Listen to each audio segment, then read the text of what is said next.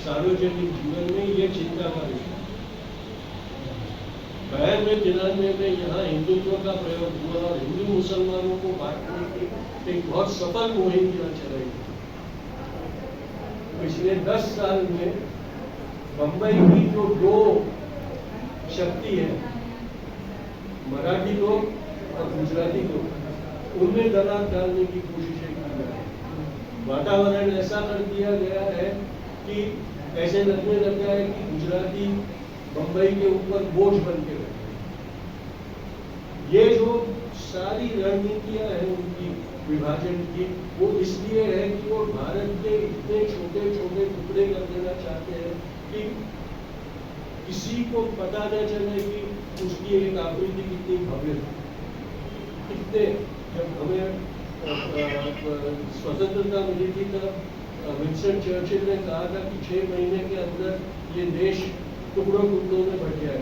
75 साल तक उसे बांधे रखने की में हम सफल रहे और सिर्फ 10 साल में अंग्रेजों के विद्रोह में विंस्टन चर्चिल की जो भविष्यवाणी थी उसको सच करने का काम करके दिखाया। अगर इस बार उनको रोका नहीं गया तो जिस मकसद से वो लोग अपना राज कर रहे हैं, वो मकसद इतना घिनौना होगा कि हम कभी उठकर खड़े होकर अपने आप को भारतीय नहीं कह सकेंगे, हम नागरिक नहीं कह सकेंगे, हम प्रजा बन जाएंगे। नागरिक और प्रजा में बहुत बड़ा फर्क होगा। प्रजा की मुल्क और संविधान को बचाने के लिए स्थानिक मुद्दों के ऊपर नजर रखकर और संविधान के को अपना धर्म ग्रंथ मानकर ये प्रण ले कि इन गद्दारों की सरकार को हम हरा दें। इनके लिए और कोई शब्द इस्तेमाल नहीं किया जाता। ये गद्दारों की सरकार है, उनको गद्दार ही कहना चाहिए। हमने बहुत वक्त तक सुशील भाषा का प्रयोग किया, पर पिछले 10 साल में प्रधानमंत्री और अब उनके गृह मंत्री कितनी गलिच्छ भाषा का प्रयोग करते हैं। उनका उदाहरण अगर देने निकले तो इरफान भाई ने जो किताब दिखाई उससे 10 गुनी ज्यादा बड़ी किताब छपके दी। बड़ा करप्शन आया है, वो आप सब जानते। इस अधोगति तक महाराष्ट्र को ले गया है। सत्ता की लोलुपता में नैतिकता को किस तरह से बेच दिया गया है, नैतिकता का वस्त्रहरण सार्वजनिक किस प्रकार से किया गया है, वो आप सब देख रहे हैं। उसको हमने रोकना। जो टूटे वो गद्दार थे, वो टूट गए। अब जो टिके हैं उनको मजबूत करने का काम और फर्ज हम सबका है और वो हम निभाएंगे। और इसीलिए आपसे हम ये प्रार्थना करते हैं कि आपके माध्यम से हमारी ये अपील इस राज्य के और इस शहर के कोने कोने तक पहुंचाने में आप हमारी मदद करें। हर कोई जो किसी न किसी तरह से अलग है उसको आज प्रताड़ित किया जा रहा है, उसके ऊपर एक भय का आलम छाया हुआ।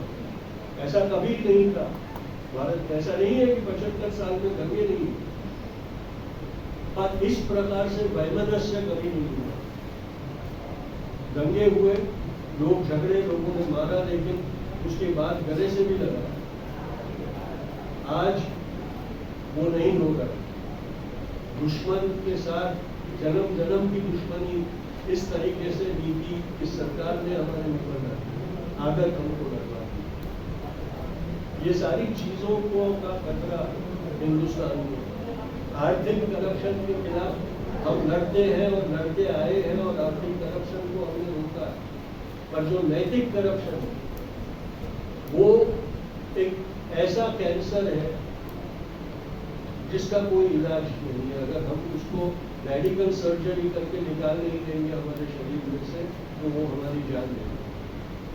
आप सबसे मेरी ये विनती है कि हमारी ये अपील जनता तक पहुंचाने में आप हमारी मदद करें और इस मुल्क को, इस प्रजातंत्र को, इस स्वतंत्र सार्वभौम सेक्युलर राष्ट्र को बचाए रखने में मदद करें। बहुत बहुत शुक्रिया।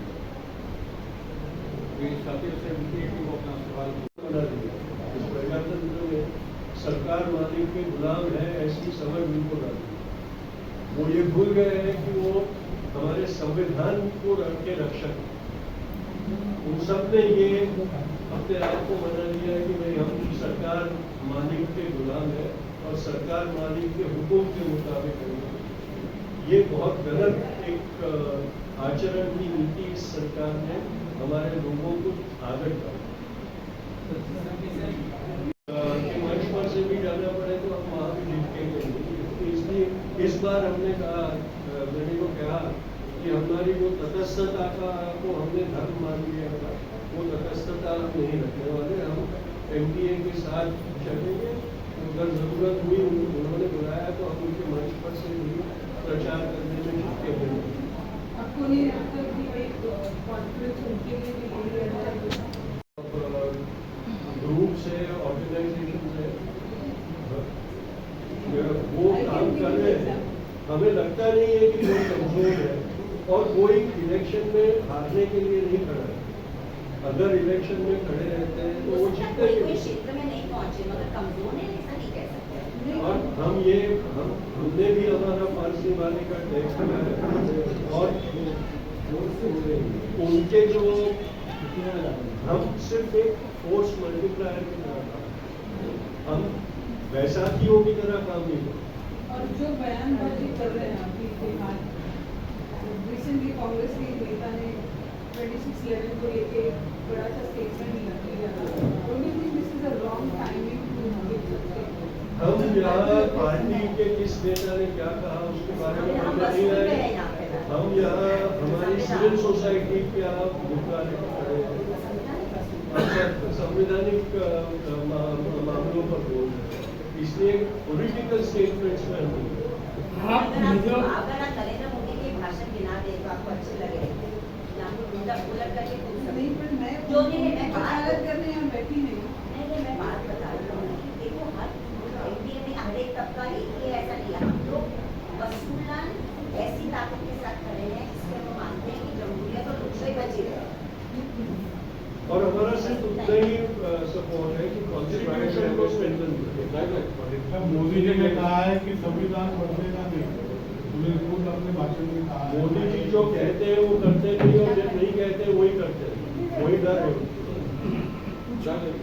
आप मिजोरम का बनाया गया वो अभी परसों 4 दिन पहले एक स्टिंग आया है जिससे भारतीय जनता पार्टी के नेता कह रहे कि हमने 2-2 हज़ार रुपये दे के वो करवाया था और ऐसा कोई हादसा नहीं हुआ। तो हम स्पष्ट कहना चाह रहे हैं कि बहुत ही घटिया और डेंजरस ताकत है आरएसएस बीजेपी। वो किसी भी हद तक अपने दुश्मन के ऊपर हमला करने के लिए जा सकती है। ये भी यहाँ पे भी अमित शाह ने तो यही कहा है मैं यहाँ पे भी कहूँगी कि वो तो शाहजहां शेख जो लीडर है वो हो सकता है वो दबंगी है, उसने लैंड ग्रैब किया होगा। तो मुझे बताइए कि भाजपा, आरएसएस, कोई भी पार्टी में कौन से नेता है जिसने लैंड ग्रैब नहीं किया है? मतलब वो कहना और गैंगरेप कहना उसमें बहुत बड़ा फर्क है।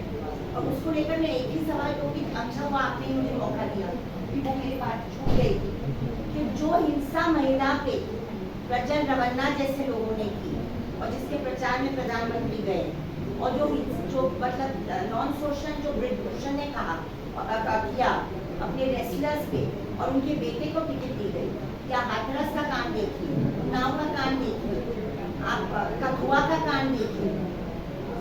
ये जो महिला की असुरक्षितता की बात जो इरफान सर ने उठाई वो एक बिल्कुल सही है। एक तरफ हमको बहुत शोर शराबे की राजनीति दिखती है कि 10 सालों में जिसमें नफरत फैलाई जाती है और जहाँ पर भी महिला के ऊपर हमला होता है तो महिला बाल विकास मंत्री, प्रधानमंत्री, महिला आयोग सब चुप है। तो ये सवाल पत्रकार को भी पूछना चाहिए कि इतनी चुप्पी क्यों बनी। और अमित शाह का और जहाँ तक बम्बई की बात है, आपको ये बुरा नहीं लगता? मुझे बहुत बुरा लगता है कि बम्बई शहर में कितने सालों से महानगर पालिका के चुनाव नहीं हुए और आप लोकतंत्र को नीचे से ऊपर तक मार रहे हैं। आप क्यों घबरा रहे हैं बीएमसी के चुनाव से?